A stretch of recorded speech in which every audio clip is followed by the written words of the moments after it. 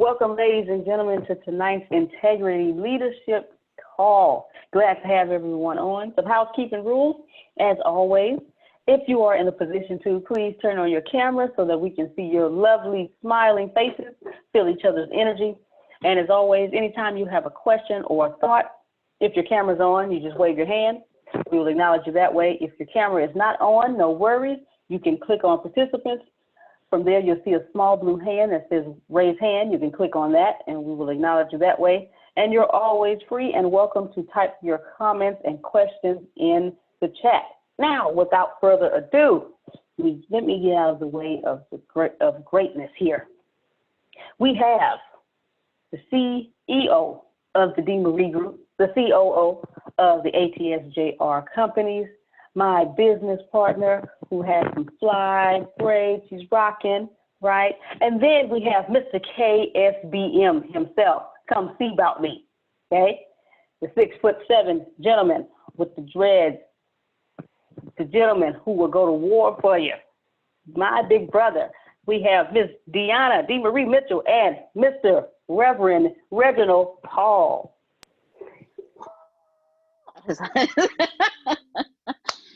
Thank you everyone so much for joining us this evening. Today we start So Happy and Grateful chapters 1 through 3. So before I get started, Reverend Reginald Paul, is there anything that you would like to say this evening before we get started? 'Cause I'm excited. Not off top. All right. So with that being said, I'm just going to jump right on in. So Happy and Grateful was written by our wonderful CEO and leader, Mr. Antonio T. Smith Jr. It's the universal laws of happiness and you. So in my readings, the moment I started reading, I just go, because I'm gonna start off with the first thing I highlighted. People have been taught to fear happiness. When you hear that, what do you think when you hear that? I know what came to mind when I read it, but what do you think when you hear people have been taught to fear happiness? The floor is open. Ask that question again, please. When you hear people have been taught to fear happiness, what are your thoughts on that? If you've been taught to fear happiness, that to me it says, hey, I want you to stay where I am. Because if you get happy, that means you're going to rise above where I am, and I can't handle that. So, yes, fear happiness. That's what came to my head. All right. You can't be too happy. You can't rise above where I'm at. Whew. So I'm going to put, for those of you who are just joining us, we are in So Happy and Grateful, the Universal Laws of Happiness in You by Mr. Antonio T. Smith Jr. And we're just going to, if you have not received your copy, if you have not had a chance to read, it's okay. What we're going to do is we're going to call out some things that stood out to us in the book, and we're just going to discuss it. And the first thing when I was reading that came to my attention was Antonio wrote, people have been taught to fear happiness. And I wanted to know, what are your thoughts on this? It's Corey. I'll go. Yes, sir. Go ahead. Yeah, one of the thoughts for me was growing up, I hear a lot of people saying, oh, you don't want to, when things really are starting to go good for you and you feel really good, you don't want to really celebrate it too much. It's one of those things where it's just like, oh, you don't want to, when things are going too good, it means that something bad is about to happen. And it's almost like your happiness had like some level of time limit, or some type of boogeyman is about to take it away. And I think I've just been always taught to not be too happy, or not to even seek happiness, because it's just like, if you get too happy, then other people would try to take that happiness away from you. Or, if you get too happy, then somehow it's going to get taken away. So, but what I've learned was like no one else can take away your happiness but yourself. But we'll get to that. Thank you. Thank you, Grace, and thank you, Corey, so much for sharing. Who else would like to share their thoughts on that particular quote from the book? And the floor is open. Please feel free. I'll go.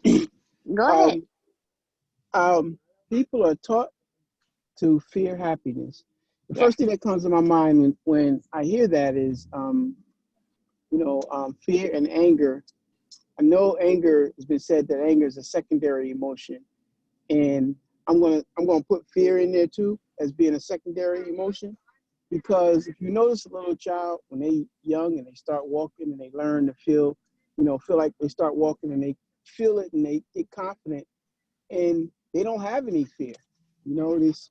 Children are one of the most truthful people. They'll tell you the truth. Close. So, but it's not until a child starts to get censored. You tell them don't do that, don't go that way, don't do that, and then fear. Then they become to get they're thwarted in what they're doing. They become and that's a taught. So that becomes a learned behavior, because they weren't fearful at one point, but they became fearful because it was taught in a learned behavior. So I think that's what comes to my mind. And then on top of what else everyone else had mentioned about the company that you keep. The company that you keep that says, well, if don't want to see you get ahead, or maybe you're not going to go further than I am, or, and that's also a learned behavior, but it starts somewhere and usually starts as a child, when someone, when you're being hindered by fears that the adults have and other fears. So it just brings me to the point and to the thought that everything sometimes have to be untaught, and everything you have to relearn everything and rethink it, and be very conscious of what my thoughts are or what those thoughts are. If fear arises, what am I thinking? So to make sure that it's not that it's not gonna happen, but it's what do I do with it when it does arise. So that's what I have. That's what comes to mind when I hear about being taught to be fearful. Thank you, Maurice. Thank you so much for speaking up. Thank you, Grace, Corey, and Maurice, for sharing with us this evening. Before we move on to the next person, Reverend Reginald Paul, is there anything you would like to say about that particular quote from the book? No, I just want us to keep tracking. When we'll get there, I will definitely sprinkle some magic.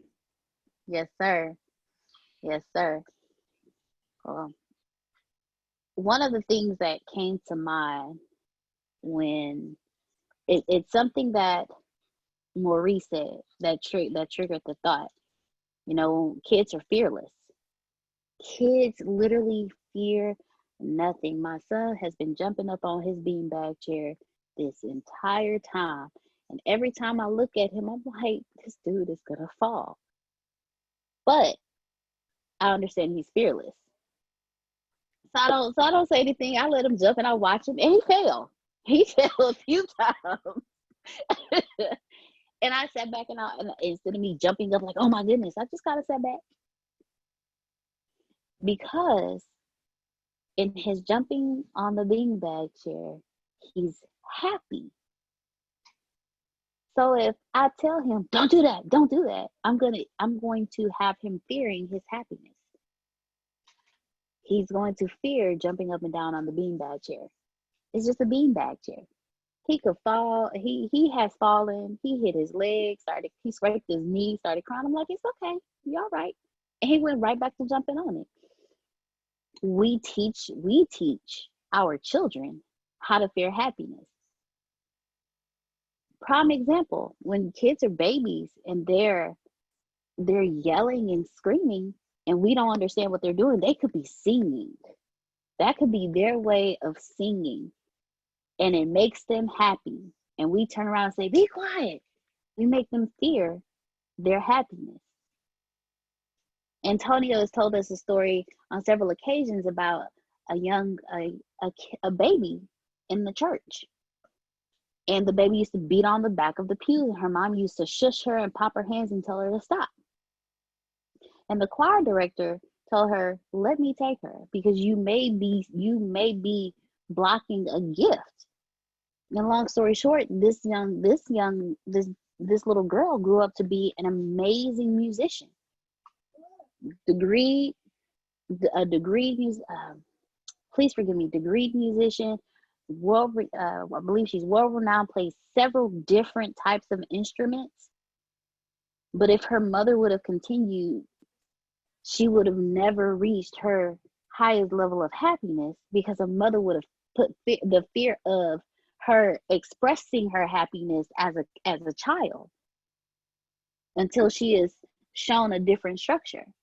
So we literally start off with our children at a young age, teaching them to fear happiness. And then as we get older, have any of you ever went to somebody and celebrated, "Man, I just got a new car.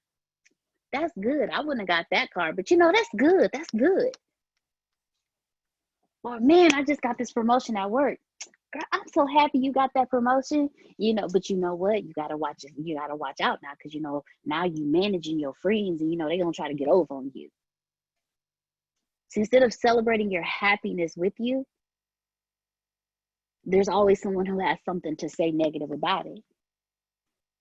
So you begin to fear the happiness. Because you can't celebrate it. So we are actually taught to fear happiness, starting from a child and as we get older. Go ahead, Reverend Reginald. I see you on your mic. Go ahead. The floor is yours. I got a lot of stuff on this piece of paper of mine, but I'll never get to all of it. Even when I teach on Fridays and Saturdays, I don't never get to all of it. There's some of that stuff it sticks out to me. Just like when I be in a grocery store, sugar cookies just sticks out to me, and I try to walk by them, and they call me. Even my sister know when I walk down. Hey, I want to tell everybody. I had this thing for plug-ins. Okay, those make me really happy. My sister Grace know that those plug-ins really make me happy, because every time I go to the store, and I go every other day, I buy plug-ins. Every plug is filled with a plug-in in my house. I just like the smell of it. It makes me really happy, period. And I said all that to say this. I want to piggyback off what you were saying, as far as, the people who, I call them happiness leeches. They want to suck the happiness clean from you. You know what I'm saying? And actually, that's in the book. Many friendships have been ruined because people try to tell others how they should be happy and what happiness looks like for them. And I put, those were the author's words. My words was, don't knock somebody else's happy.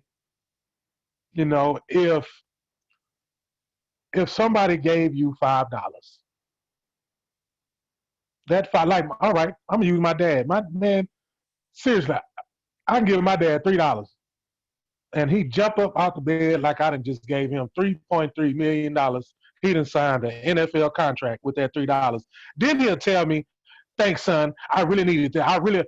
And I'm looking at him like, "Dad, that was $3. I felt like, I wish I can give you 10. How would you act if I give you $10 versus the $3?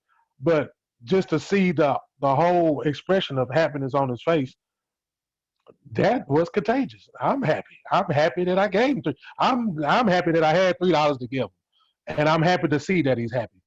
But you got other people that just take the whole happiness from you. So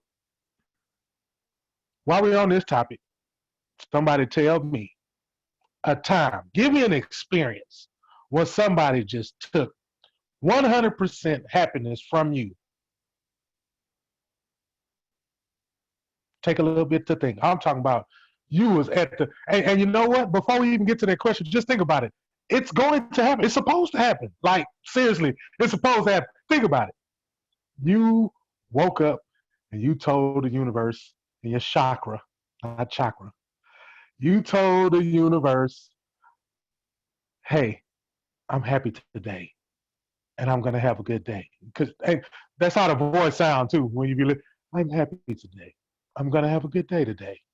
I'm not gonna let anything bother me. Everything is gonna be okay. I'm gonna bring in happiness. I'm gonna breathe in and breathe out happiness. And soon as you finish, I'm talking about soon as the breath of happiness comes, you get a phone call, you get a knock on the door. Here they come to suck all the happiness you just been put into your soul. Please, I want to hear from somebody. And when you tell me, I want you to tell us, how did you get your happiness back? The floor is open. I'm so sorry. I do have to share this because what I realized is more than just people.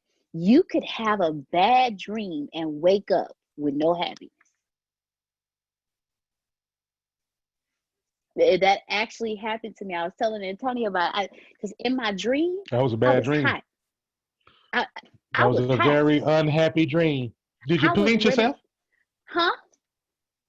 Did a what? Did you pinch yourself? You had to pinch yourself first. I woke up. I woke up. That's what happened. But Yes. okay, so y'all know me. Was you You know, sweating? You were I sweating? wasn't sweating. No, Okay. that's the thing. I wasn't sweating. I was fighting. Oh, I was like you was straight fighting in the dream? 100. Yes. I went from 0 to Oh, 100 like that. oh, all right. And I Okay. remember it because I saw something in the distance and I instantly was like, man, you know, I was Mm. ready to roll. Anger in your sleep, huh? Okay, all right. Man, Angry sleeper. I promise you, I have not experienced that type. I was ready in my dreams. My fists were balled up and I was ready Who to fight. who took your happiness, D? Who took it from you? Who was it you was fighting? We want to know. We want to know, who are you fighting? It was somebody in my household. Somebody in my household got attacked. And You've been I was around them too going to long. retaliate. Oh, Somebody yeah. in my household got attacked.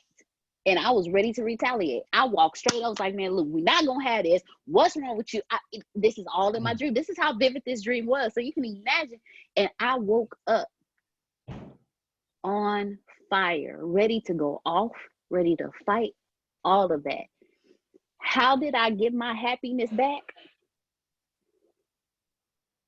I'm not going to do this today. Universe, I desire to have a happy day. And I put on something to help me to help come back to alignment. I listened to Abraham Hicks and she spoke me back to calmness. Because I woke up and I laid there in my bed for a moment, heated, ready to fight, ready to roll. I have all these scenarios flowing through my head because I'm ready to fight now. I woke up ready to fight. And I don't fight, but I woke up ready to fight. And I had to literally have a conversation in my head. Deanna, if you carry this vibration with you for the rest of the day, you are going to have a horrible day. That is not what we desire. So what you gonna do is calm your nerves. Put on some Abraham Hicks. Listen to something that is going to soothe your source so you can calm down.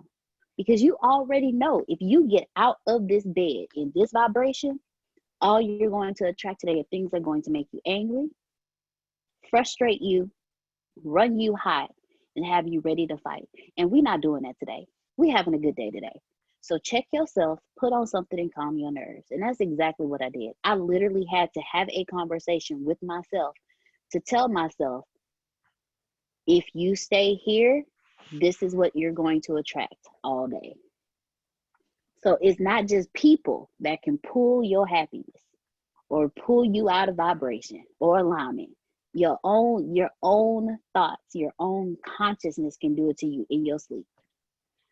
Your dreams. All my life I had to fight. I just want to say that. I'm sorry. I just had to say that. I had to. It just matched the whole situation. All my life I had to fight. In my sleep, Yes. Anybody else have one of those? Like she said, it doesn't have to be a person. It could be a dog. It could be, I seen a dog. I seen a dog, Miss Carol, jump clean on that lap. That dog ever made you mad? You ever had to clean up after the dog after you done trained it 20 years and it's just said, you know what? Today is the day I give it to the carpet.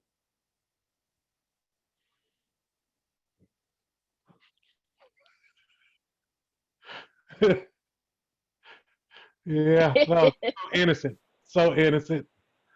Yes. Kiara has Phil? her hand up, and then Yes. Mr. Phil, his microphone is unmuted. Y'all be having me weak on these calls. But mine was when I bought my house in 2018, and like I was on welfare before. I did public housing, Section 8. Like I got the whole statistical single mom, she persevered with her kids type thing. And I was telling my son's dad that I had bought a house and I was going to surprise the kids. So I had moved in a little bit earlier. And come to find out, the whole time I'm setting the whole thing up, he already had told the kids. So it was like when I found out that they was playing me while I'm trying to play a surprise, like that just took everything. Like I worked so hard for how I presented everything to them, and it kind of put me in that state where like, why would you do that? And I had to really like take a step back and still keep the main thing because it was just an act of hating. Instead of feeding into it, I had to regroup and just keep it moving. Wow. I can definitely see how The that happiness would, gone in that situation. Yes. man, that would run me hot. Like, so yeah. All right, Mr. Phil. First of all, I was on a call that ran a little long, so I'm coming in late, but I wanted to be here. So what's Thank the you. question, I guess, that I wanted to ask? Have you had we have what you call the happiness leeches. They like to take all the happiness out of you. You know, when you wake up in the morning and you give yourself that happiness speech, I'm going to have a great day today. Today is going to be wonderful. Today is awesome. You know, that type of thing. And as soon as you finish, you took in your deep breath. You get the phone call, you get the knock, you get the text message. Something is going to try to take away that happiness from you. And I just wanted to know of different circumstances from everybody here. How did you deal with that after it took your happiness, because it took your happiness, and how did you get it back? Well, it's interesting. Again, for those of you who know my history, I seem to have instances every 4 to 6 years growing up that challenged my happiness. I was 2 years old, and we know that 2 years old are pretty well aware of their surroundings. My adopted sister, who they described as being angelic, died. She was 5, I was 2. And then 4 years later, my dad dies 3 days after Christmas. And then I had 3 Italian women say, "Philip, you're the man of the house." At 6, I go, "Oh, no pressure there." I'm ADD and dyslexic, so I had to take reading in summer school all through grade school. So I had constantly had things kneeling at me, but for some reason I learned that I could choose to react it in one way or react it in another way. And that's where I developed this style of having fun, power of praise, power of forgiveness, power of gratitude. I literally had to develop it to survive as I was growing up. So I would say it's a two-edged sword, Reginald, that, one side of me, it's been a constant challenge. The other side of me, because of that, I've had to overcome it, and I've developed a reaction and a skill that is taking me now, to where I am in life, and now I'm helping other people do that. So it's been a two-edged sword. Wow. I like that. I like the humor. The humor is really what with me. That's how I keep the happiness from being taken away from me. That's why I always find Yeah. myself trying to be in comedy all the time because Well, I'm the just interesting thing is we define humor as your seventh sense. Your sixth sense is your intuition. I See Dead People was just a movie. So our message is, do you have a loving humor? So we say your sense of humor is the combination, it's the distillation, it's a result of all the information that you process through your other six senses. So we define your sense of humor as your attitude. So do you have a loving humor or do you have a hateful humor? Do you have an encouraging humor? Do you have a discouraging humor? Do you have a forgiving humor? Or do you have a revengeful humor? You have the power to choose the humor you bring to the world. So what we really teach is the challenge, the power, and if you want it to be, the fun of free will.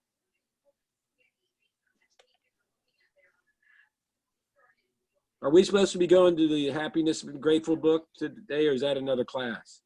Yes, sir. Yes, no, sir. we're here today. Yeah, and that's what's the first three chapters. That's what they were all about. Yes, they were.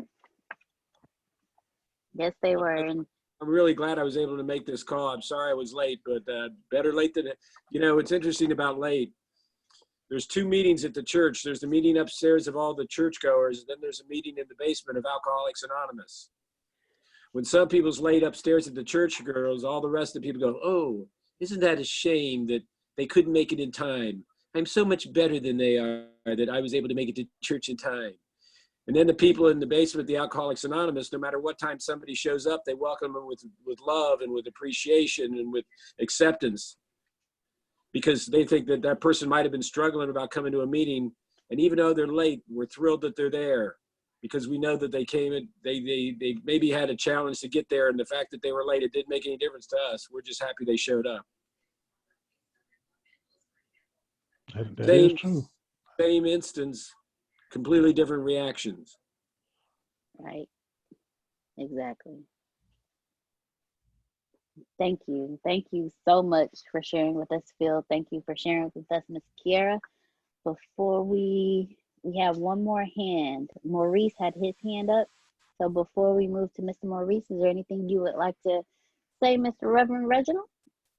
No, I'm ready for everybody else. All right. So Mr. Maurice, the floor is yours. And after Maurice, Ms. Talisha, I saw you unmute your mic, so you'll go right after Mr. Maurice.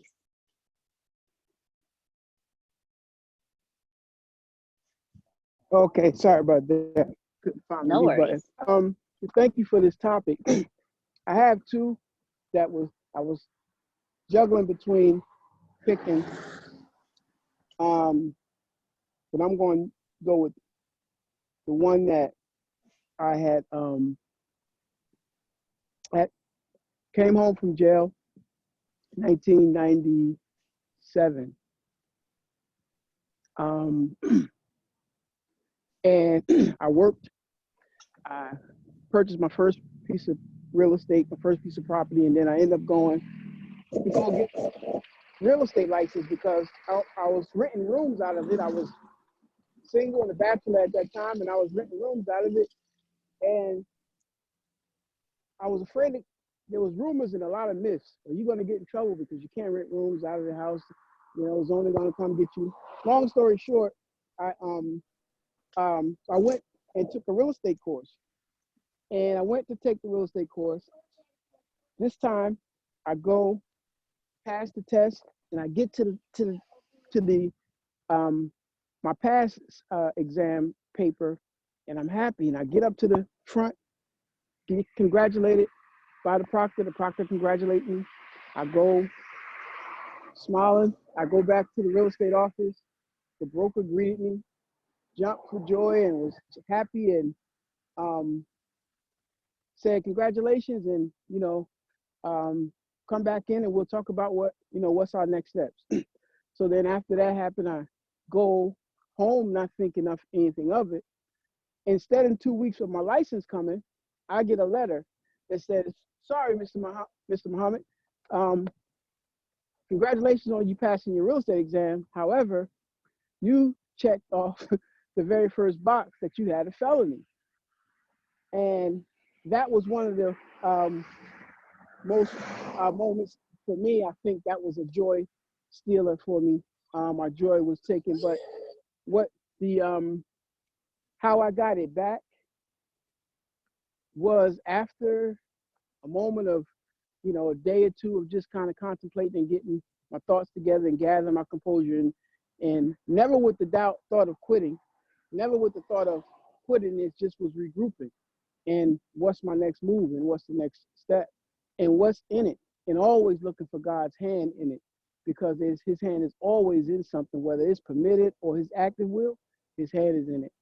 And never knowing that going through that process, that I would be able and be in a position to help others, to be able to tell and share with them that, no, you can't, they're technically, legally, there is not, you're not even allowed to, if you follow the guidelines, they're not even allowed to not give you your real estate license, because it's like charging you twice, you know, if you don't. So the good that came out of it is that now I can tell that story to someone else and help another person that may or may not know it.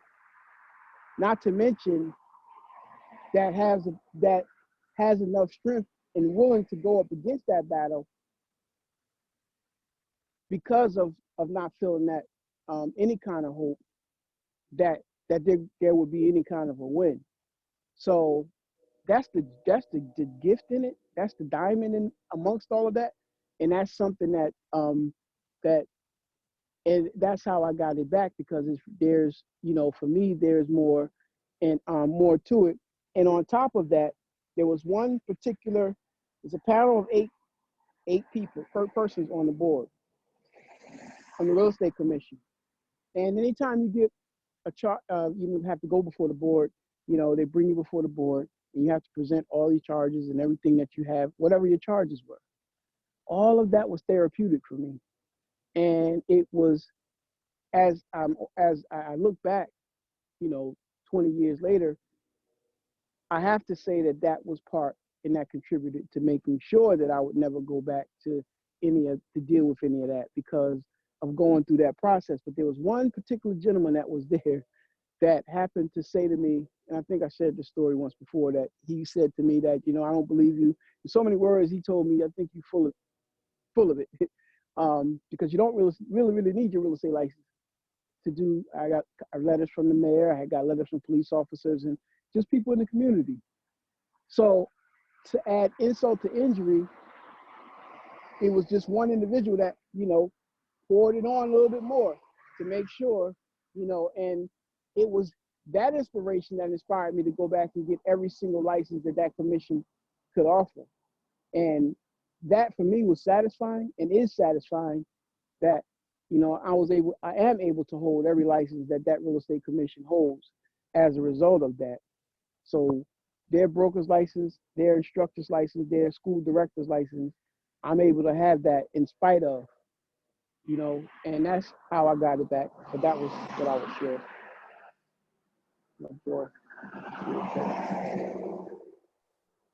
Thank you. Thank you very much for sharing with us, Maurice. Thank each and every one of you for sharing with us. It's happiness, like like Reggie was saying, the moment you wake up and you're like, man, today's my birthday. There's nothing gonna get in my way. Nothing gonna bother me. Nothing gonna run me hot. And then your phone rings, or you get a knock at the door, or you walk outside to see a dent in your car, or you get a letter in the mail. So thank you all so much for sharing your experiences of, well, my happiness is sucked away from by happiness leech. How do I get it back? So thank each and every one of you for sharing, because we all have had those moments and had someone just come and take it away. So before Miss Talisha, before you go, Reverend Reginald, I saw you unmuted your mic. Oh no, I just unmuted just in Oh, case. okay. Yeah, I need to piggyback. I ain't ready to piggyback right now. Taking a break. Gotcha. All right. Well, with that being said, Miss Talisha, the floor is yours.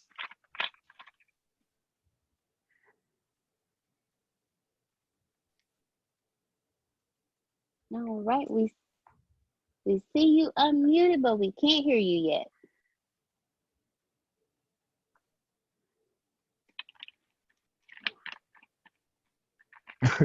I do want to say it is when I see you open that water and drink their water, that water makes me unhappy because that's not water. That is Alka-Seltzer. It makes me unhappy that every time you and my friend drinks it, y'all drink it like it just tastes so wonderful. And I know Testing, deep down testing. inside, We hear you, Miss Talisha, and the water does please taste good. stop me. Just The water does taste good, Miss please Talisha. stop me. Miss Talisha, we heard you. So if you want to Please stop unmute me. now, Yes. we Sorry about that. I was trying to test it out. no worries. Go ahead. The Okay. floor is yours.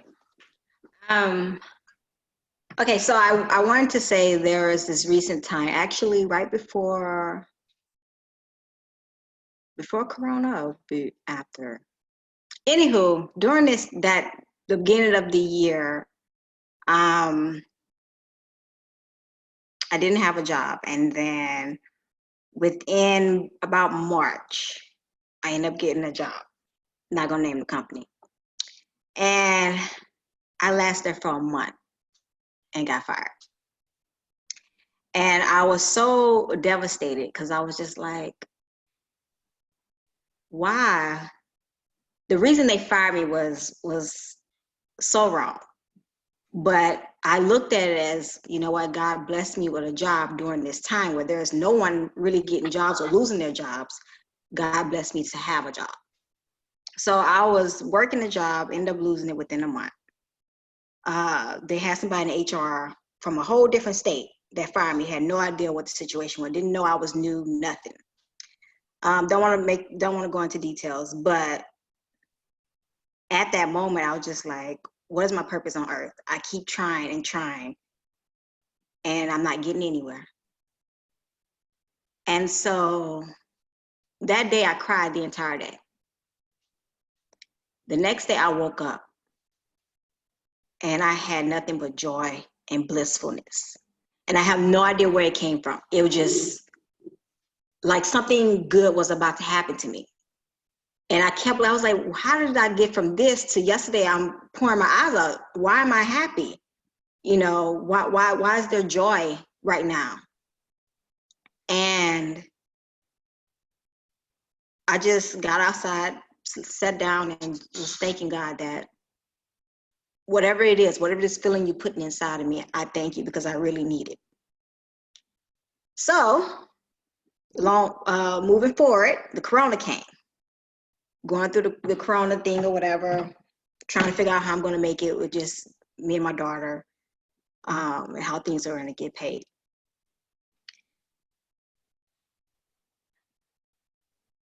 I'm a type of person that if things don't work out, I'm like, you know what? I'm done. And I give up. You know how kids be like, oh my gosh, I'm sorry. It's too funny. You know how kids, when they try something and then they be so mad about it and they was like, I'm done. That's how the attitude I had. But this time I realized when I didn't have that same attitude. There was a different attitude. It was like, okay, we're going to pick ourselves back up again. We're going to try something new. And so this new opportunity passed me, and now I am doing it. Not going to throw any plugs. But what ended up happening was I went and told a friend, right? They was like, oh, what you doing? They told them I lost the job, whatever. And they was just like, what? Go apply for unemployment. And I got to tell them what I was doing. And they was like, oh, yeah, we did that. And it was, I said, stop right there. Don't even finish your sentence. I said, I've been through enough.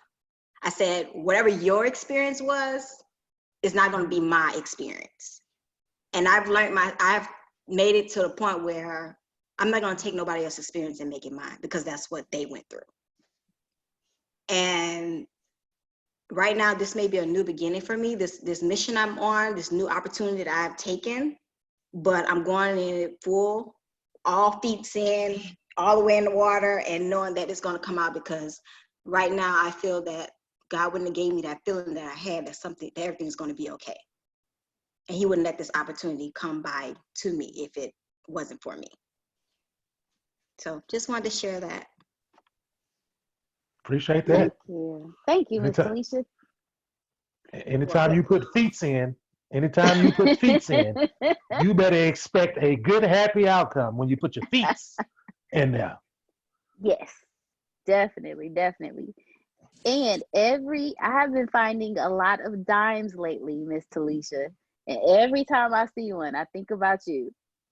So I'm happy to hear everything is going very well. Thank you. I do wanna two things I'm gonna talk about with this happiness subject that we on. For one, today is my oldest child's birthday. He's 19 years old today. Got a grown one. Okay.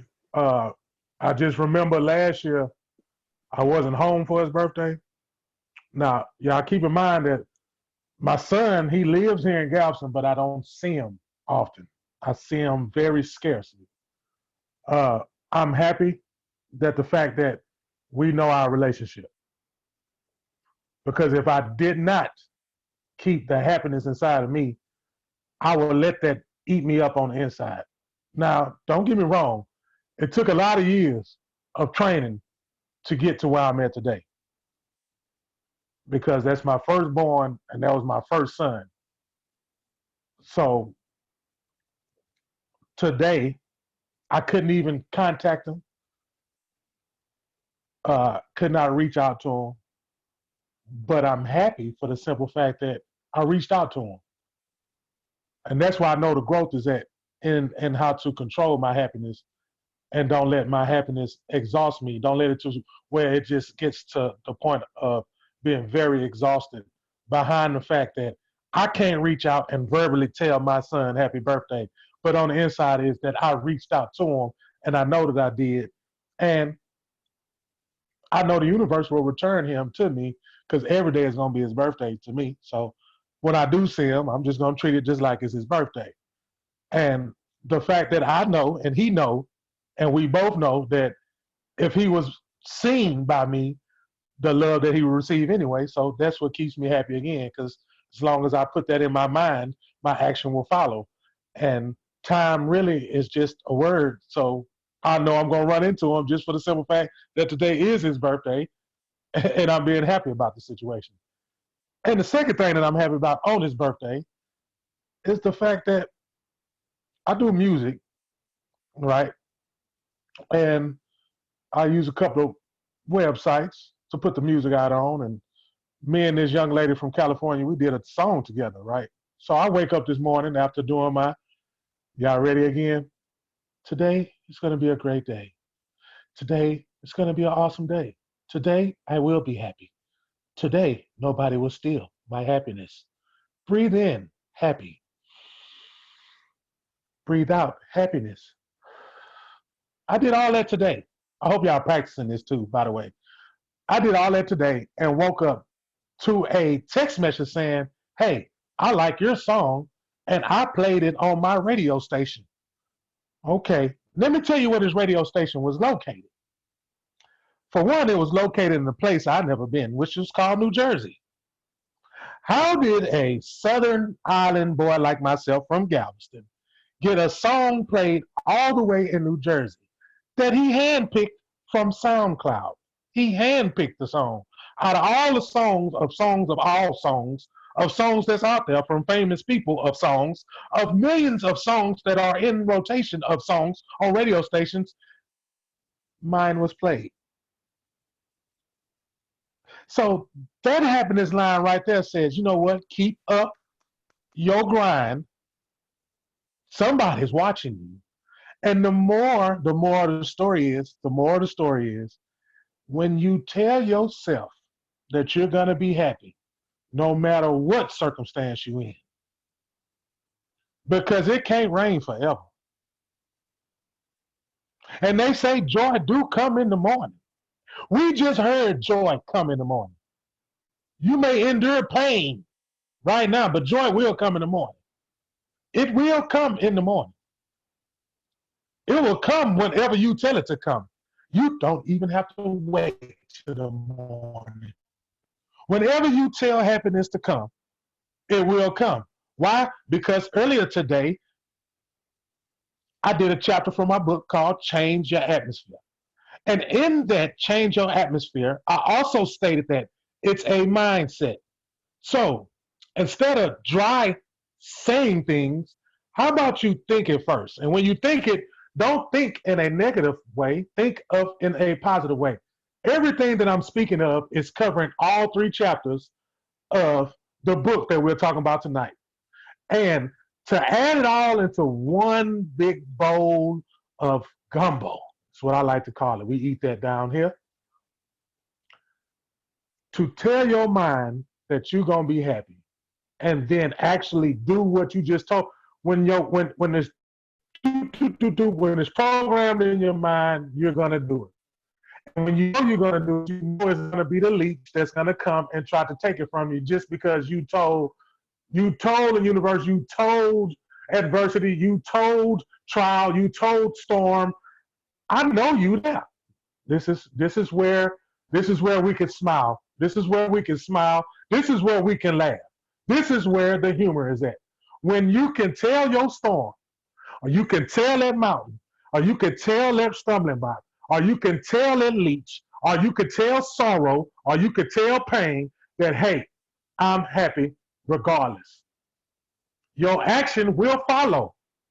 It has no choice. It has no choice. It has no choice. Why? Because you created it with your thought. Yes, you're going to experience it. How else are we going to build up the happiness? We say the cliche that joy will come in the morning, but joy comes whenever that you claim it. Claim it right now while we're on this phone call. Claim joy right now. No matter what you're going through right now, no matter what you went through, no matter what you're getting ready to go to, because some of us, we just a door open away from a storm. We just a wake up away from a storm. We just a hang up off this phone call into a storm. What you gonna do when the storm and the tribulation come for you? I thought I was gonna sing the Bad Boy song. I know, I felt it. But you gotta tell it. You got to tell. Look, you got to tell it. I'm talking to myself really, because I got to tell myself. I got to keep reminding myself this, because every step that I take, just like in that book that we just got to read before here, I got to claim happiness. I got to claim magic. I got to claim what I want. I can't just sit up there and sit in a puddle and get all muddy and dirty and woe is me and why is me. But yes, you.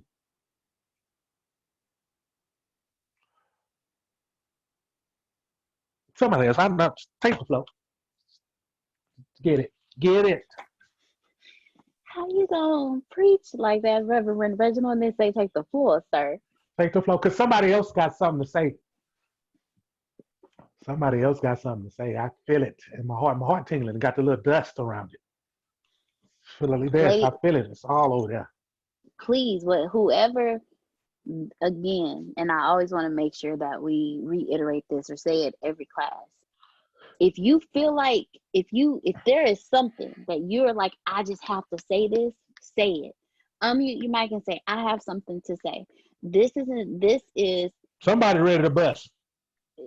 This is our platform for us, and I'm saying our and us because I'm referring to every single one of you here. This is our platform for us to be able to express how we are feeling, what we're going through, and to talk it out together so we can learn from each other. We have to grow. We have to let go. We have to release it. So if there is something, and there's nothing that you can say that's going to be wrong. There's nothing that you can say that's going to be wrong. So if that's your nervousness, it's okay. Be happy, unmute, and speak what's on your heart. Because I promise you, if it's on your heart, it's on somebody else's. So please feel free. Unmute your mic and let's roll. I'll speak. Go ahead. We're talking about energy drainers and how to get your energy back, correct? Yes, sir. How to get your happiness back after someone has drained your happiness from you. I've found from experience that energy is the key to happiness, but it also lies within the beholder. So what other people say, think, or do to you is their business. Is really not yours. And it took me years to get to that point, because a lot of my energy was coming from places where I should have had support. So I came up in a household where, you know, the support wasn't there because they didn't really know how to support. And being on my own as a teenager, when you achieve certain things, you're supposed to have that support system that builds your confidence, and that confidence allows you to grow and gives you that awareness and that courage to do different things, to jump out of your comfort zone. When you don't have that in your immediate habitat or your immediate surroundings, you always become on the defense. I'm not going to do this because this person's going to say that. I'm not going to do this because that person's going to say that. When you have that foundation, you have the ability to take wings and fly and do whatever you want to do. It took me a while because I was substituting materialistic things for happiness, which aren't there. That's only a temporary feeling. It's like a high. I'm going to get this and that's going to make me happy. No, you have to be happy within yourself before anything material or anything outside can make you happy. So protecting your energy, they say change your environment or sit with winners, the conversation is a lot different. That just goes with people who have your best interests at heart, but you first have to have your best interests at heart. So if you go outside and somebody's draining, it could be a real situation, and people are draining your energy, you allow them to do that. You got to limit the time that you are around somebody with negative energy, because it is contagious. You can kind of have a block to it and feel it out. And that's what meditation and all that other things are for. But it's within you. What other people say about you is their business, not yours. What other people feel about you is their business, not yours. So it took me a while to protect my energy. Like, I don't let people or things deter what I set out to do. But it took me a while to get there. I mean, yes, especially now when we're going through pandemics and different things, eventually it wears you down. And, you know, a little bit of depression will set in, and different things will set in. But I come home from humble beginnings, and I use the platform, you know, if you don't eat, you're going to starve. So if you don't get it, somebody else is going to get it. And if you don't build a system around it, you know, you're just going to be back in the barrel with all the rest of the crabs. They ain't doing nothing. So within that, the energy, it really is not up to somebody draining and taking my energy, me getting it back. It's up to me having energy within myself and not caring about anybody or anything that's going to take me away from my true self. Because if you give people the power to it's almost like giving somebody the power to feed you. You give them the power to starve you too, right? You give somebody the power to make you happy. You give somebody the power to make you sad. Happiness comes from within. It doesn't come from without. You have to build yourself from the inside out. And any situation that you go apart or that you come into, it's not going to break you down. Oh, my business deal went bad. Oh, your family member doesn't support you. Or this person trying to take me away from my kid. You deal with it accordingly. Of course, people are human and they got emotions, but it's not going to deter you from everything that's going on in your life, especially stuff that you have no control over. So that's how I deal with and continue to deal with energy. You wake up with good energy in the morning, you try to keep it. It's got to be done daily. It's like bathing. You got to, you know, listen to motivational things, music, exercise, you know, be around good spirit. Like, these calls are perfect for draining and inspiring good energy and good creativeness. It really comes down to that. But if you're walking around with a ball of negativity, that's on the person. They're walking around with a dark cloud. That's on them. Only they can, you know, unlock the sunshine over the cloud on their head. That's it. Nobody else can alter you. They say a strong man can't help a weak man. Can't. Until a weak man is gonna wake up and start to help themselves. So I don't worry about petty things or what petty little things as far as anything. You worry about what my goal is for the day, and I smile and look good accomplishing them every day.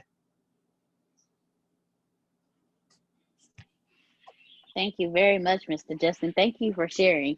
You actually pointed out a few things in there that Antonio actually discusses in the book. One of the greatest things that he mentioned in the book, which I underlined because I had to remind myself, is I just had it.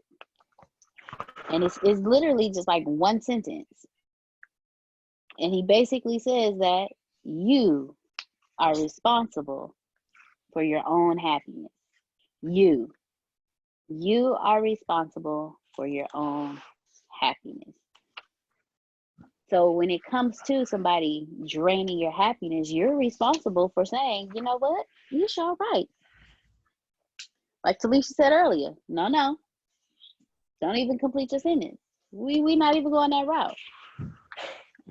You waking up in the morning, controlling your level of happiness, you taking a deep breath, breathing out.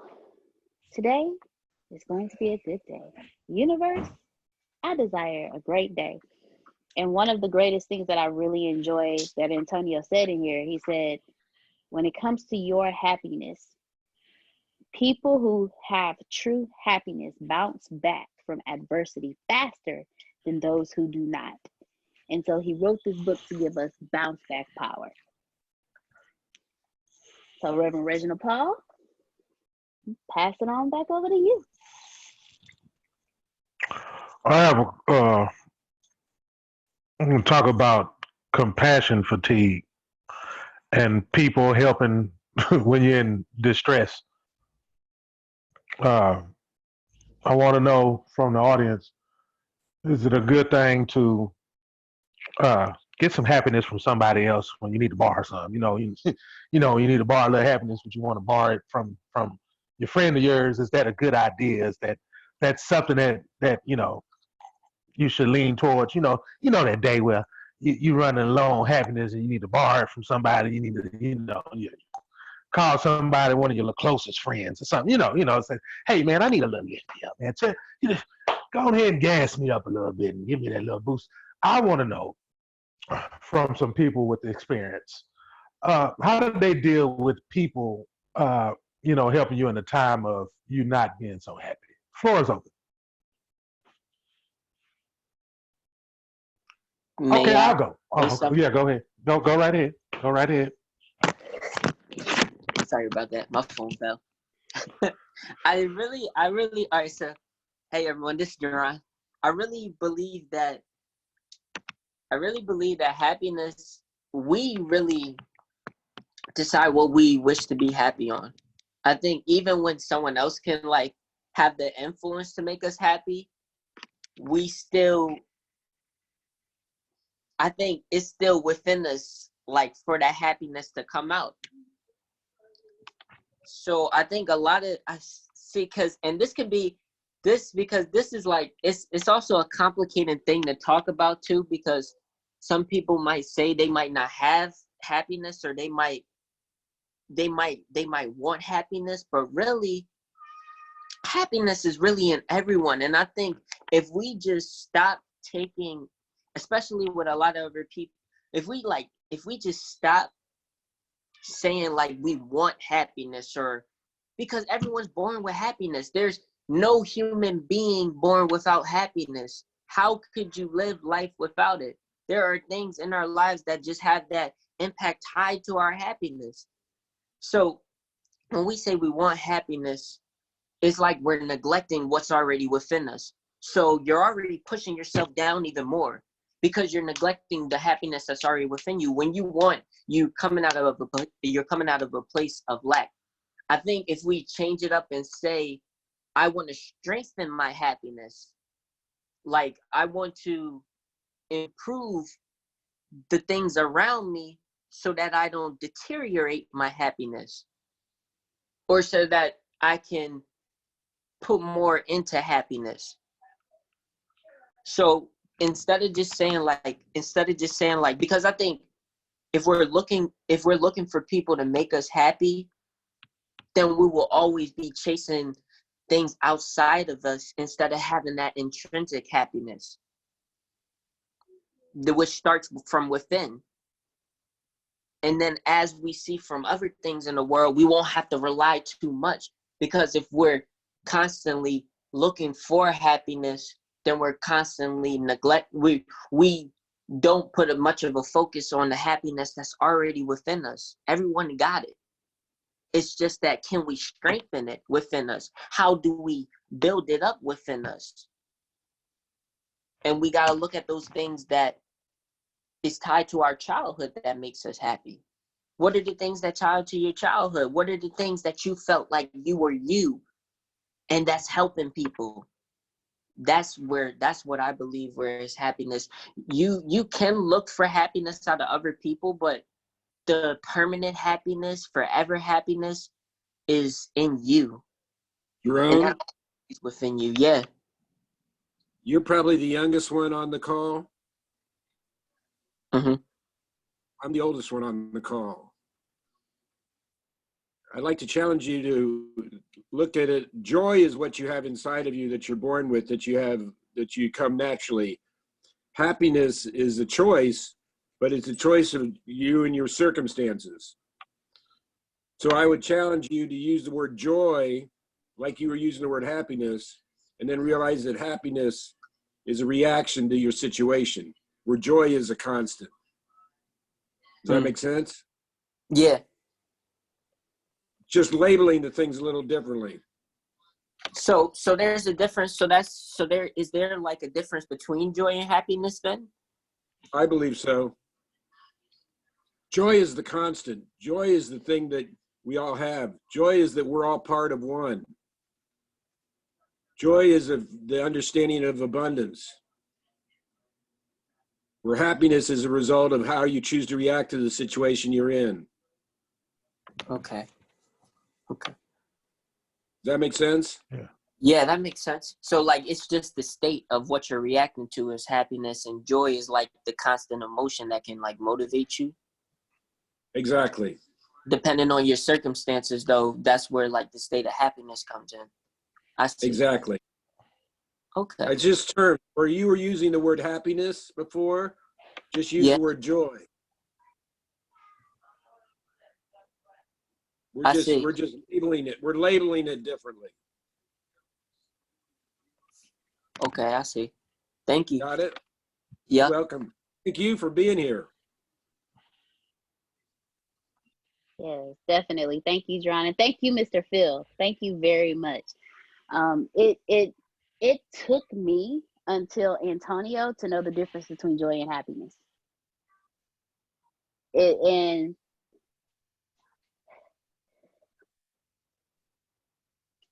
we have a choice to choose happiness, but that joy, like you were saying earlier, that joy is what stirs within. Like Talisha was saying, how the day before she was bawling her eyes out, completely distraught, broken, and the next day she woke up in pure joy.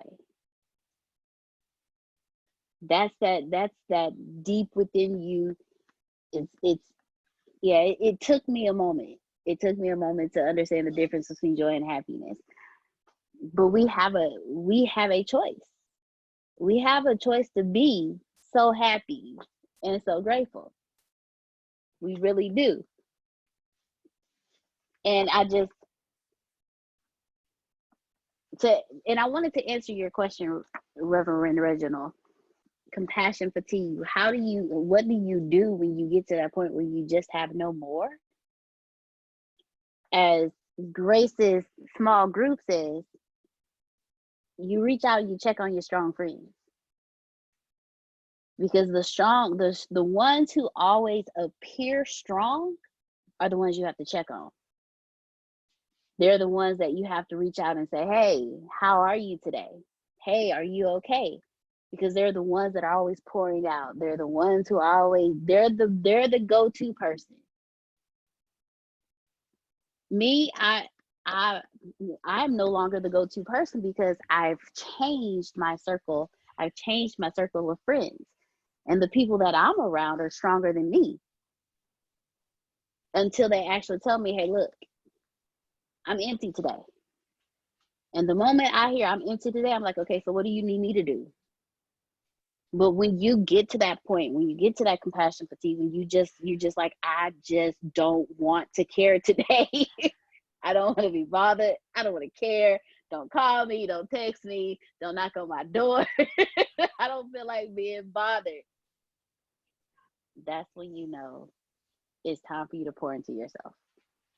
When I get to that point, I now know, because it took me a while to understand. I now know, hey, Antonio, I'm low on energy today.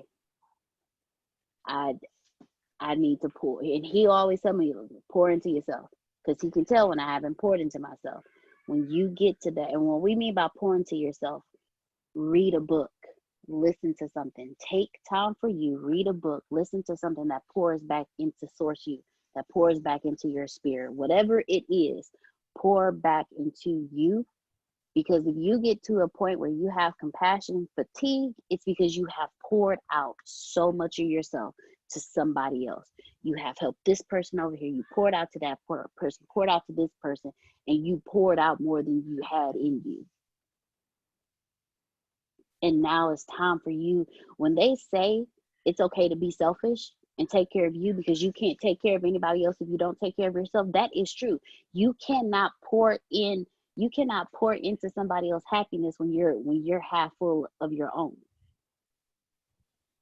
You cannot pour into somebody else's life when you have nothing left to give. And when you get to that point, you get to a point where you don't want to talk to anybody. You don't want to look at anybody. You get tired easily. Everything agitates you. Somebody can sneeze the wrong way and you're ready to go off. Somebody can look at you the wrong way and you're ready to go off. Somebody can call you and the sight of their name, you're like, oh, that's when you know you have reached a point to where you have to start taking care of yourself and pouring into yourself. Antonio tells me all the time, I know when you poured into yourself, and I can tell. He told me, what was that? Either today or yesterday, he said, I can tell the last couple of days you've been pouring into yourself. Why? Because I'm able to pour out. I'm able to stay tapped into source me. I'm able to actually help somebody else. When you get to a point where you have compassion fatigue, you need to literally step away, put your phone to the side, and just take a moment to meditate, read.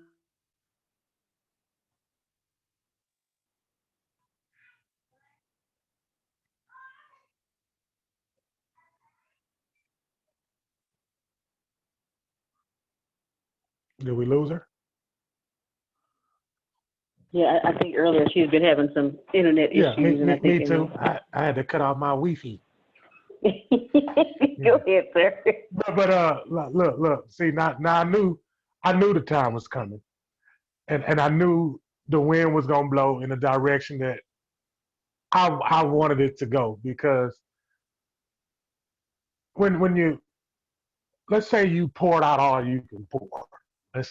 Let's say you the one that you're the one, you're the giver. You're the one that always is there for everybody else.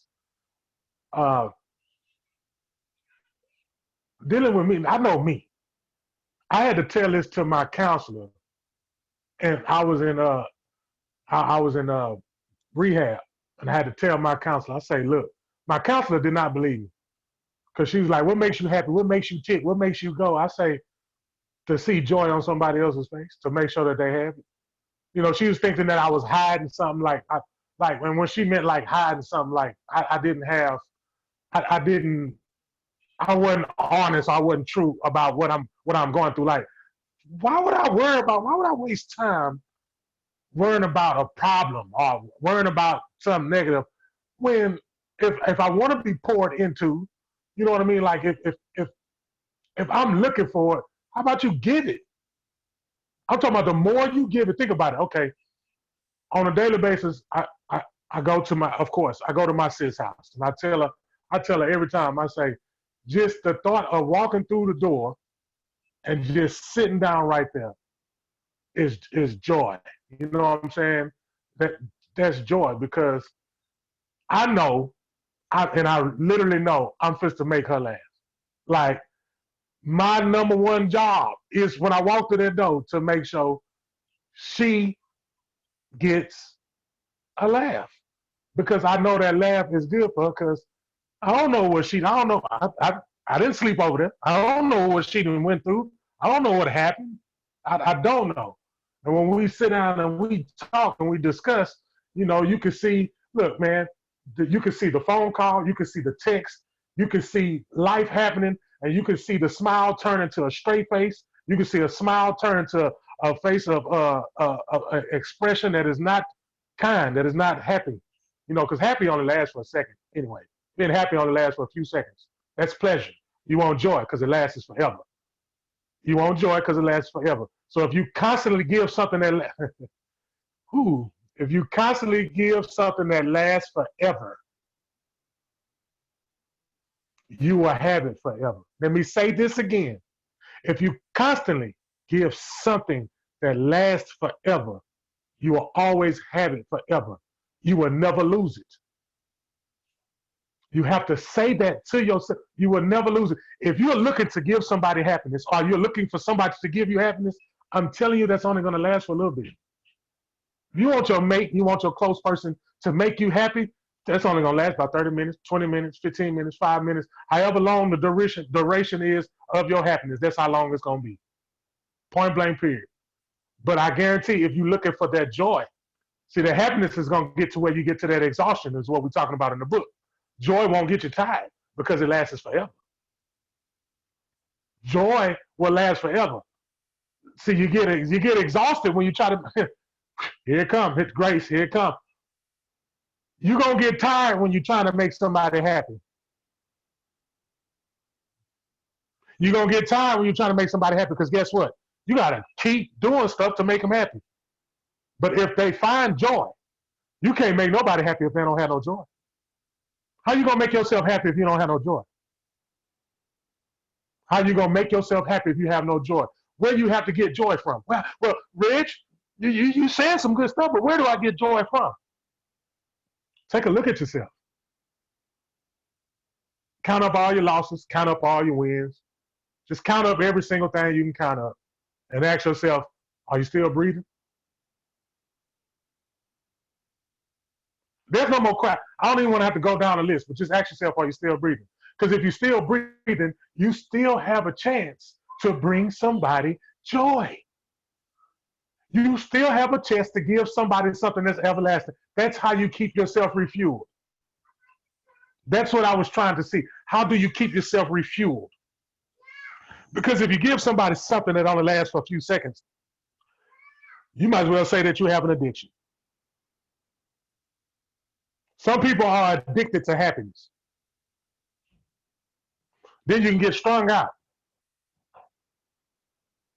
See, when you get strung out, then you're dependent on it. You're dependent on it. Now, when you're dependent on it, that means you'll do any and everything to get it.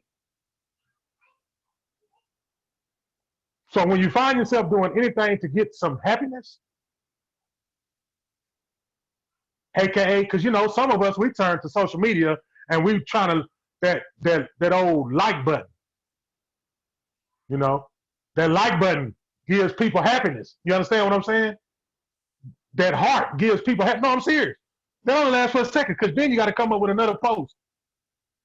You got to come up with another post, and then you got to top the other post. And then you read other people's posts, and then you get, you know what I'm saying? Like, this is a constant when you just need to start with yourself and just, you know what, you just need to, you know what. If you want to call it pouring into somebody, call it pouring into somebody. But if you call it what it is, I want to give somebody something that lasts forever. What that means is, guess what?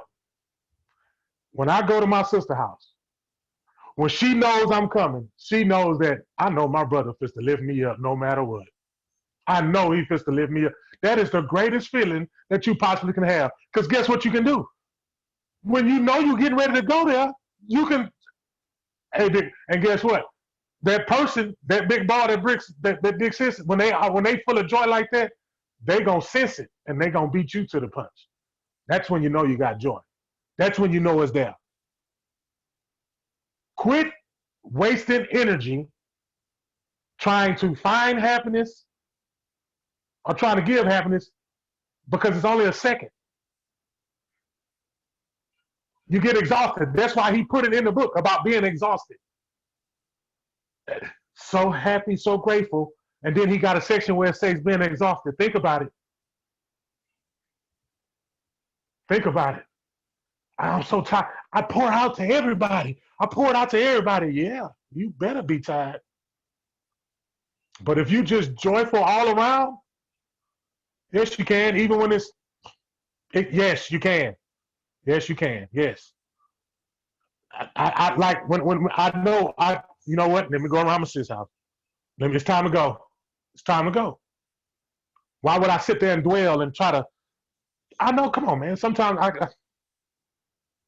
it frustrated me when a lot of counselors, even when it was inpatient and outpatient, I always had the counselor, because the counselor was above me. I'm the one that's in. The counselor's out, and to tell me that I shouldn't do that, that I need to, and I'm telling them, I say, do you know where I get my energy from?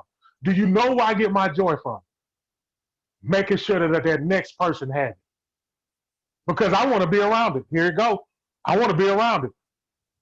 I want to be not around it. I don't get no energy from that. I want to be around it. Okay, look, I ain't feeling so good. Let me make somebody else feel good. Then the moment I see him feel good, it'll jump back to me. And then if it's some other people around, somebody going to be like, you know what? I want some of that too. Give me some of that. And they're going to sit around. And then the next thing you know, you're just going to pick up a big old circle of nothing but positive energy. Nothing but joy. So the question that I asked again was, when you need to get that and you're running low, is it important that you give? Is it important that you give the happiness, that you give the joy, because when you're feeling low, you got to think about it. You see, you're out of there, Can't look at it as if you just pouring out all your whole self and you just ain't left nothing for yourself. I done gave all I can give. No, you didn't. I want you to dig deep. Don't we say that all the time? Dig deep, huh? Well, keep digging deep. So for real, man, get in there. This call right now just brought everybody some joy. Because you can believe in yourself. That's where it starts from, yourself. When she said, Tony knows when I pour into myself, you don't even have to, you don't even have to speak. It's a mindset. Come on now. It's a mindset. It's all a mindset. Jedi mind trick. James, what's up, James? Well, I ain't heard from you in months of Sunday, James. Let me hear your voice, James. Come on, say something to me, James. Hello? Come down, selector. What's up, Reginald? How you doing, man? Man, hey, you just gave it to me now. To hear your voice, you just gave it to me. It's that joy. I'm over here soaking it up, man. Yes. But, all right, since I'm on the mic and I'm talking, what I would say is joy is something that, like, all right, you know how they say we came into the world. Let me show my face. Okay, so you know how what's up, everybody? What's up, man? So, like, whenever you have joy, they say we come into the world with nothing. The one thing that we do come into the world that we are wrapped around, we have physical bodies to wrap up this intangible thing called joy. To be in this physical world, we have to protect our joy with our body. That's why we have to take care of ourselves like a plant, and we grow, we photosynthesize, but in a way where it starts from the inside too. Like everything is starts from the invisible, nothing to something, making something out of nothing, which is still something, which is the joy. Like I if I could have it my way, the way we were taught science, you break down elements and then you get down to like atoms and stuff. I think the pure essence to all of the elements that have life would be joy. Would be like the key ingredient to life. Because without the joy, I mean, we all live life. If you just live in life and you don't got joy, I mean, how fun is that? Not only how fun is that, you guys know how rough that can be. I'm 27 and I lived a lot of my 27 years being like in joy, and also I know like those moments where I knew I wasn't like allowing the joy to like flow through. Kind of like the chakra talk I heard earlier. We have 7 vortexes. Those vortexes are like energy or energy cycles in the human body, which consists around. I'm gonna keep it on that same topic of joy, because in each different plateau there comes a joy.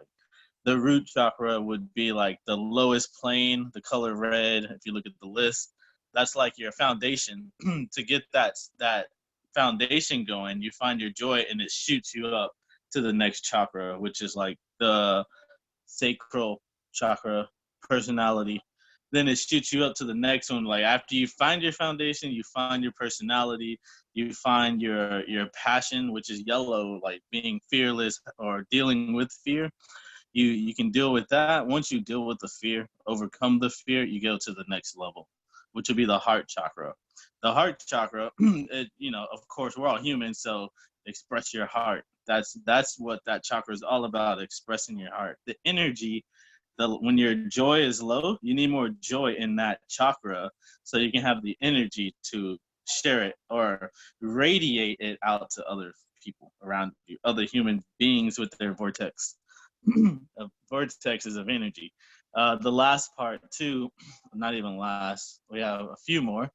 It's going to be the throat chakra. The throat is like your ability to speak. It's kind of cool because now I'm realizing all these chakras tie into like the whole ATS business, everything we teach.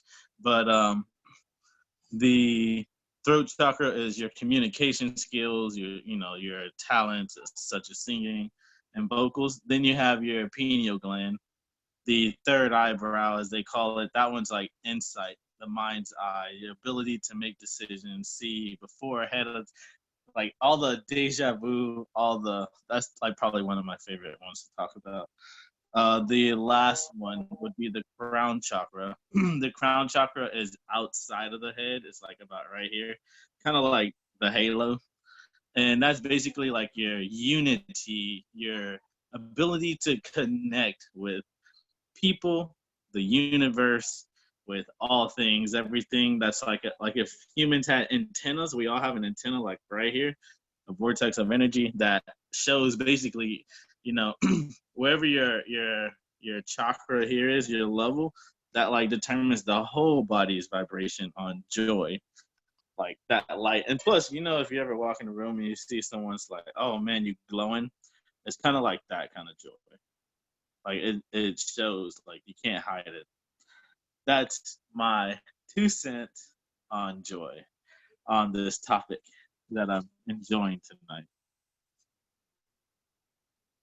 tonight. Thank you. Thank you for Yes, sir. spreading that. That is well appreciated. Thank you very much. Good to see you too. And it's good to see you.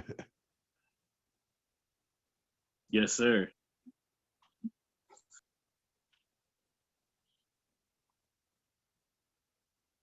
Anybody else has something to say? Who's on the mic? When Nikki Hatter and Jay. Remember that, Grace? Huh? You remember that? Y'all remember that? 97? Yeah. Oh, yeah. I remember. Yes. Okay. All right. Bring y'all back a little bit. Who's on the mic? That's it. So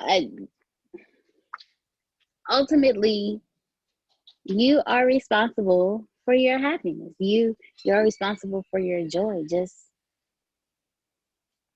be happy and let your gratefulness flow into that. It's on you, baby. That's what that rapper said. Got all this happiness on me. That's on me, baby. Yeah. Yeah. You got to get it in sometimes. You know what? I have to state this for the record.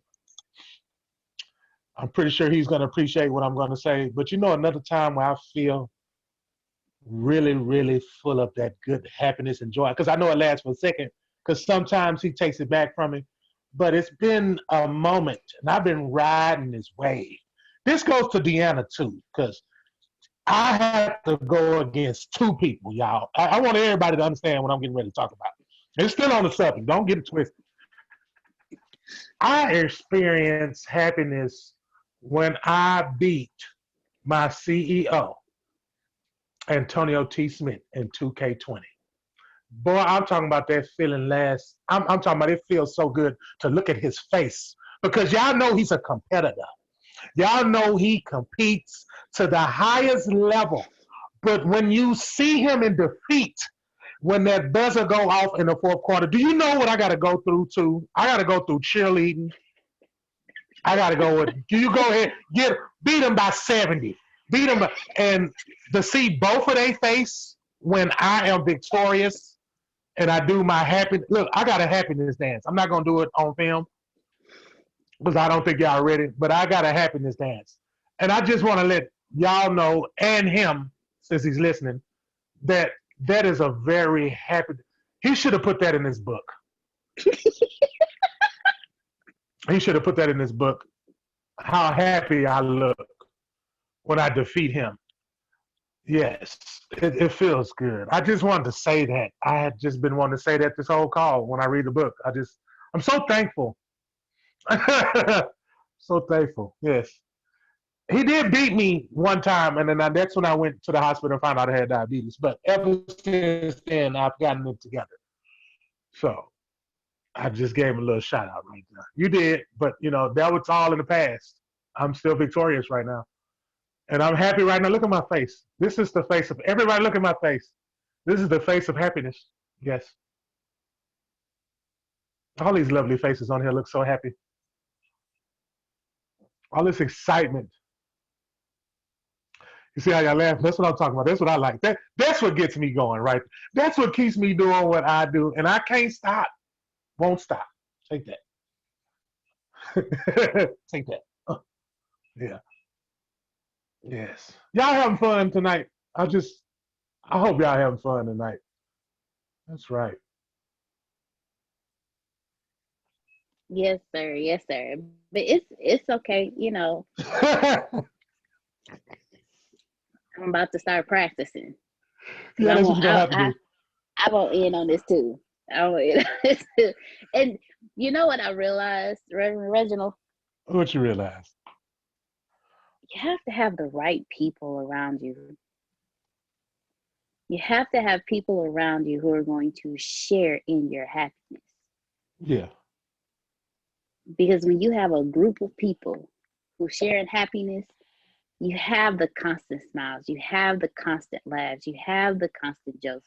You always have an atmosphere of peace because you know that you can go to that place and you'll be okay. Like we were talking about earlier, your happiness leeches. And how do you get your happiness back? Sometimes it takes a person to come to you and say, okay, look,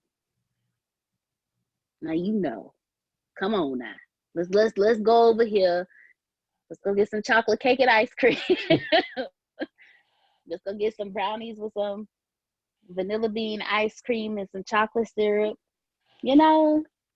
Let's go get some sugar cookies just this one time. Yes, just don't tell nobody. Don't tell nobody. Don't tell nobody, I tell my sister them for my kids. Wait, but I had a question. When you say sugar cookies, are you talking about the sugar cookies at Walmart, the big ones with the thick layer of icing on top and it's all nice and soft? Oh, no, I can't. Oh. My blood sugar just went up when you said it. I get the little small one, the little small ones. Oh, the little if you try to put them up in the ones. cabinet and behind the chili, and you just wake up out of mid sleep to go get you 6 more because you like after this I ain't gonna eat no more. If you go 30 minutes later, you back up in the cabinet. You back in the cabinet. I'm just gonna get 4 more. Then you get a kid some. Here, y'all, get some. Yeah. Okay, got you. Then you try to okay. share it to the kids. Yeah. It's the little I ones. just had to ask. The little ones are worse than the big ones, because at least you can pace yourself with the big ones. The little ones, you pop them and you next thing you know they're Yeah. gone. Yeah, you try to lie to yourself like I do. I'm only gonna eat 6. Exactly. Whole tub gone. Exactly. Whole tub. But this is an example of the people you talk to, your environment. You are responsible. Zebra cakes. Okay, look, don't start with the zebra cakes. You are Little Debbie responsible. happiness. Man, little Debbie makes everybody happy. You are Yeah. responsible for your happiness, which also means you're responsible for the people you allow into your life. You're responsible for the people you allow in your life to drain your happiness and joy, your happiness, or you're responsible for those that you allow within your vortex that bring only happiness.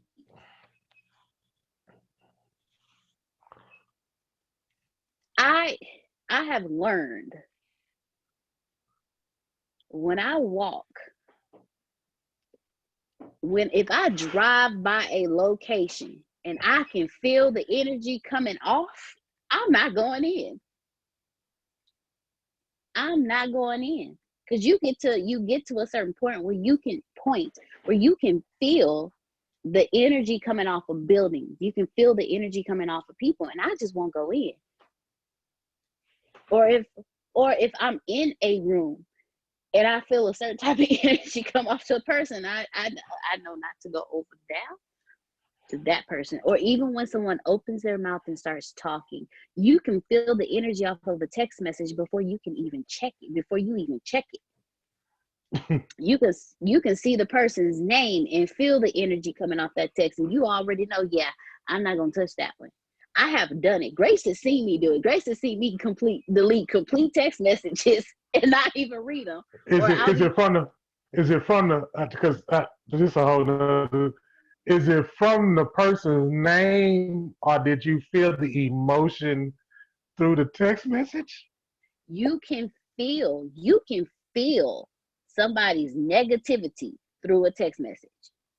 And it's your choice if you are going to allow that message to interfere with your happiness, or if you're going to leave that message where it is. Antonio teaches us that you can be invited to an argument, but you don't have to attend. It's the same way with a text message.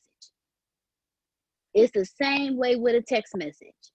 Somebody can send you a text message inviting you to an argument. You could feel that argument coming off that text message and decide. Okay, argument wise. Okay. I was just talking about like, all right, the spouse, the friend and the spouse, and I put hello. And you like, so why you got an attitude? I just try to tell you, I don't have an attitude. But I see where you're going. Okay, I can ride that wave. That's a whole nother conversation though about the text message thing. Because how did you determine that I had an attitude? And all I said was okay. Well, see, that's just it.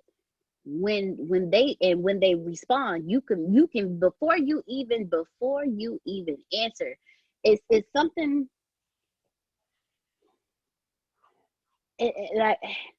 I used to didn't understand it before. And Antonio, we used to see Antonio look at his phone and just put it to the side. And we look at him like, what was that? And he'll say, yeah, the energy coming off of that, I'm not even gonna look at it. And I never understood. But now I get it now.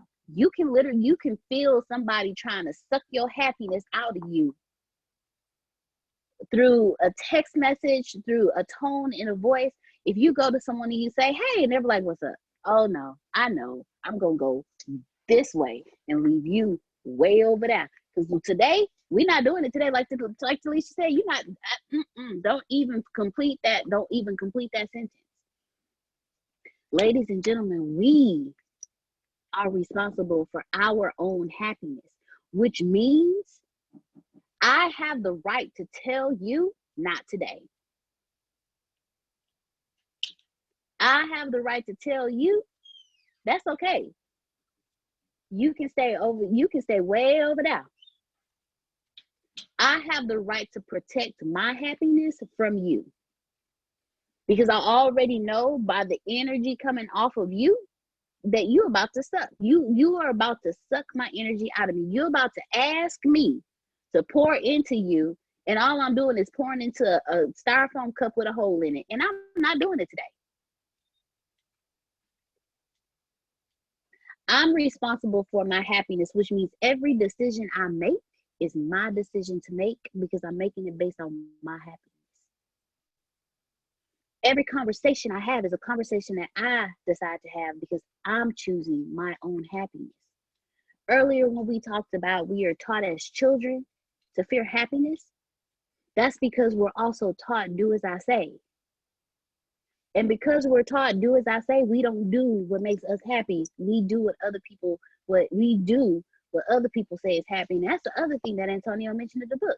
Can nobody dictate my happiness to me? So if I allow you into my vortex to disrupt my happiness, I'm allowing you to dictate my happiness to me. And I have every right to tell you, yeah, no, not today. No, thank you. We are responsible. We, us, our individual selves, we are responsible for our own happiness, our own joy. No one else can dictate to us our definition of happiness.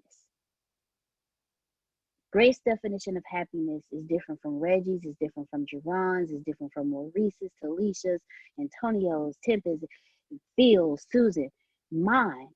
All of our definitions of happiness are different.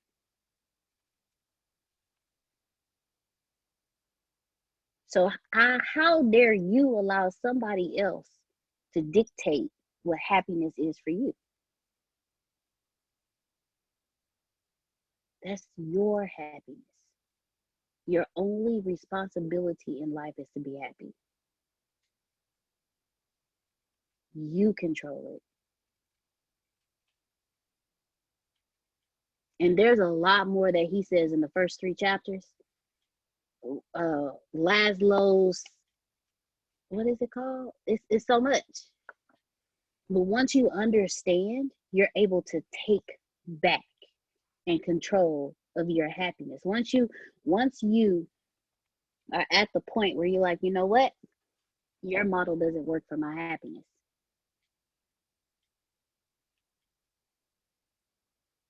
Your definition of happiness is not my definition of happiness.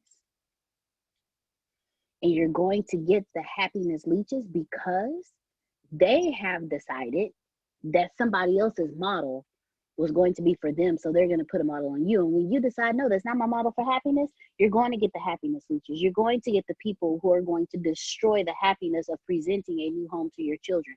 You're going to get the people that are going to destroy the happiness of purchasing a new car. You're going to get the people that are going to destroy the happiness of you doing better than them.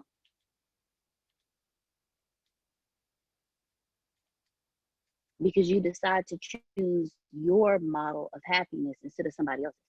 One of the greatest things I promise you, one of the greatest things Antonio said in here for me was, your happiness has always been your primary responsibility in life. We're not taught that. We're taught our happiness is supposed to be to serve others and make them happy. Do what they say and make them happy. If I want to jump out of a plane and that makes me happy and you're like, no, you shouldn't do it, I shouldn't listen to you because my happiness is my sole responsibility. Just because it doesn't make you happy does not mean it does not make me happy. If I want to deep sea dive with some sharks, I'm not saying that's something I will do. I'm just saying I'm using it as an example. Because that is not my environment. I'm just saying. But if that's what makes me happy, if I want to eat a 7-layer chocolate cake from Red Lobster with a strawberry on top and some whipped cream on the side and ice cream, that's my definition of happiness, not yours. Although I would not recommend that to anybody because I have done that before and you get a sugar rush out of this world and then you crash. Don't do it to yourself. Don't do it. Don't do it to yourself. But your responsibility, your happiness is your sole responsibility in this life. If that is choosing a different model, if that is going left when everybody else is going right, if that means telling somebody, look, not today, that's your responsibility. I went on a slight rampage. Reverend Reginald, my apologies. The floor is yours. Oh, I don't even apologize. It's too late to apologize. I can't hit that note. I sure can't. It's too late. Apologize. It's too late. That's right. That's right. You know, when you get in that rhythm, you might as well just go ahead and just drive the car all the way to the destination. It does not make no sense because you got plenty of gas. You might as well just drive it all the way home. Don't stop before Yes, sir. two neighborhoods before we get to the destination. Don't drive us home. You understand what I'm saying? But since you did Yes, sir. stop and you wanted to take you know what, you had to go take a break. I understand. I get it. So real quick, real fast. Back to what I was describing earlier about being exhausted. Look, as a basketball player, when you get tired, you make some real unsmart decisions. Okay? That's why they have like 13 people on a team. So therefore, like if any of the 5 guys that started on the floor gets a little tired, hey, we got somebody that plays your position that's going to come in and give you a breather, because I know once you get a little tired, you start, making a couple of mistakes due to fatigue. Same thing happens. Same thing happens when you in pursuit of happiness. If you're in the pursuit of happiness or you're giving happiness, when you get tired, look, again, this phone call, it was a lot of what you can do, what you should not do. And it's a lot of you have the power. And it's a lot of that's your happiness. That's not, you don't take notes from somebody else's happiness. What you do to gain that or to give it, you find it and that's what you use. But whatever you do, stay away from getting tired of doing both, is the point. Stay away from getting tired from receiving happiness or giving happiness. Stay away from getting tired, because then you'll start making mistakes. Mistakes that you would have to come back and you would have to probably try to, you try to clean it up or regrets or anything of that message and so on and so forth. You cannot do your best work when you are tired. Okay? I just wanted to put that at the end of the destination. If anybody has anything to say, please say so now. And if not, we understand, and therefore we can get out of here. The doors of the conversation are now open.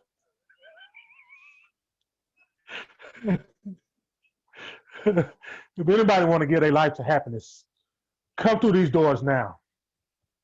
Don't be afraid. Don't worry about what somebody gonna say to you. Don't worry about what somebody gonna think. Come down. If it's been weighing on your heart, if it's good day, y'all have a good day. If it's been weighing on your heart, if this message was for you, if we was talking directly to your heart, come down now and come get your happiness.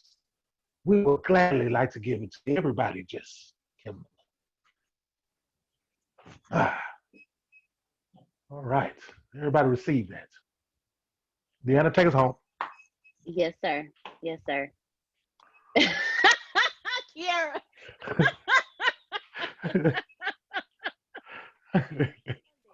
I love it. This is a place.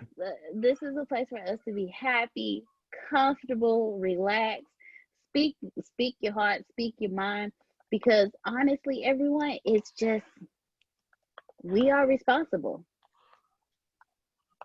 It's when I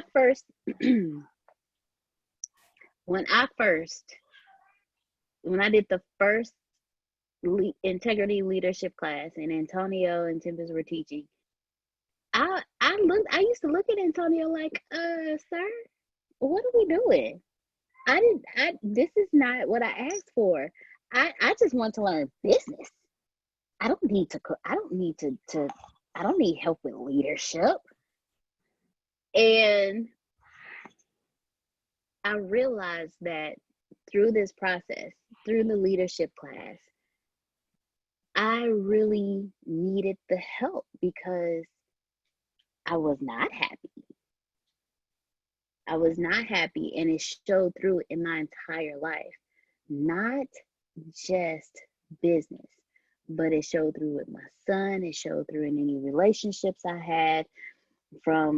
It showed through with my parents, my brother, cousins, uncles, aunts. There's a whole side of my family that when we're at get-togethers, I feel like the odd man out because I literally detached myself from an entire side of my family, and I have no clue who they are. But till this day, everybody talks to each other every single day, and I'm over here like, okay, cool. But I found a place that I can be able to open up, speak what's on my mind without feeling judged, let go of whatever it is I was holding on to, and just be able to be free so I can grow. So we always want to thank each and every one of you for joining us. Jerron, thank you. Lavon, thank you. Miss Carol, Miss Penny, James, Kiera, Bossman, and for all those who had to go, we want to thank each and every one of you because we understand we've been there. We've been there. So thank each and every one of you for joining us. Have an amazing night. Happy late Mother's Day to those who are mothers. And we'll see you next Thursday.